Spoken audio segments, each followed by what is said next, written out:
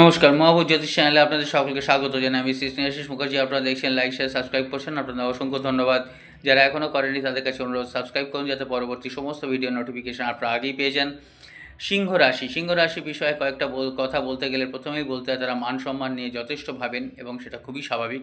দ্বিতীয়ত সামাজিক কাজে তারা লিপ্ত হন। তৃতীয়ত উজাড় করে অনেকের জন্য করেন, কিন্তু পরিণামে সেরকম রিটার্ন আসে না, রাদার নেগেটিভই আসে।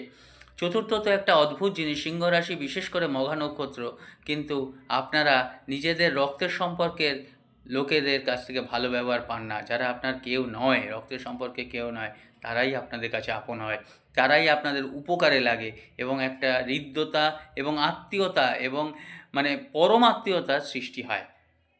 কতটা ঠিক কতটা ভুল নিশ্চয়ই আপনারা জানাবেন। লাইক শেয়ার সাবস্ক্রাইব করবেন। নমস্কার, ধন্যবাদ, ভালো থাকবেন।